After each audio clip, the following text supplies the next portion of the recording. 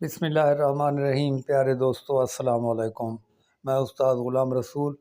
کامیاب گوٹ فارمنگ کے لیے ضروری معلومات میں آپ کو بتاتا ہوں، اور ویڈیو شروع کرنے سے پہلے جو نئے دوست آئے ہیں وہ چینل کو سبسکرائب کر لیں اور لائک کا بٹن بھی دبائیں۔ پیارے دوستو، جب آپ یقیناً گوٹ فارمنگ بناتے ہیں تو آپ چاہتے ہیں کہ میں کامیاب ہو جاؤں،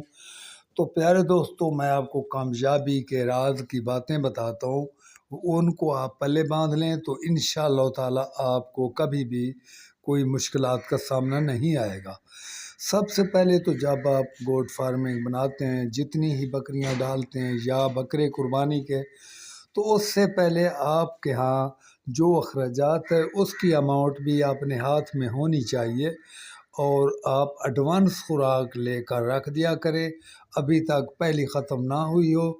1 1.5 2 ماہ کی ہو اور پھر دوبارہ اور بھی آ جائے، تاکہ آپ کو جو ہے کسی خوراک کی قلت نہ ہو۔ جیسا کہ خشک چارے ہیں، چنے کا بھوسا ہے، مونگی کا بھوسا ہے، وہ سیزن پر ملتے ہیں،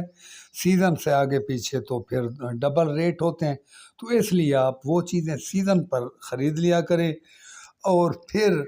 آپ کو کسی قسم کی تکلیف نہیں آئے گی۔ باقی جو اضافی خوراک کھلاتے ہیں،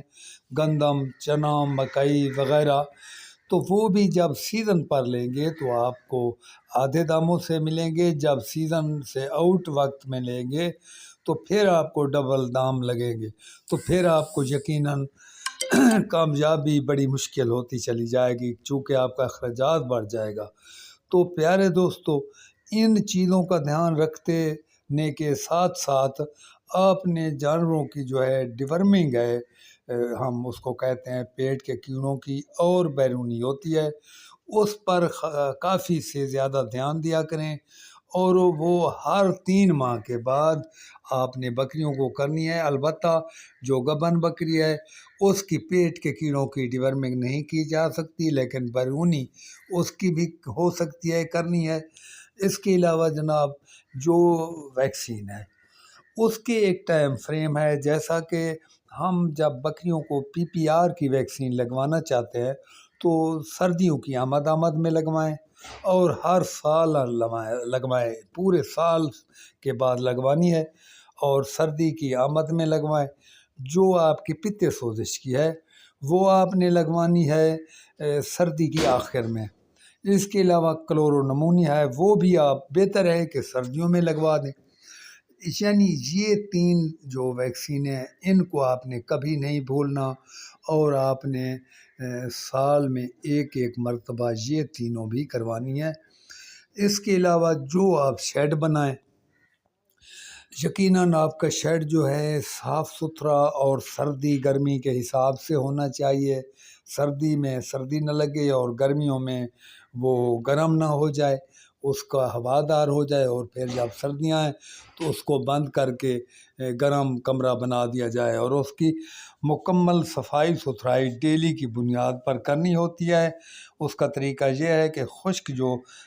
ریتا ہے اپنے پاس ہونا چاہیے، جب وہ تر جگہ ہے وہ باہر اٹھا کر پھینک دیں، اور خشک ریتا جو ہے اوپر ڈال کر روزانہ کی بنیاد پر آپ نے سردیوں میں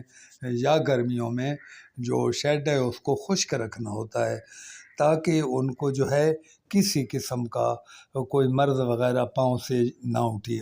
کھڑی ہو جائے، اور یقیناً جو بھی مرض آتی ہے پاؤں سے آتی ہے۔ اور اس کے علاوہ اہم اور آج کی آخری بات، آپ جو ہے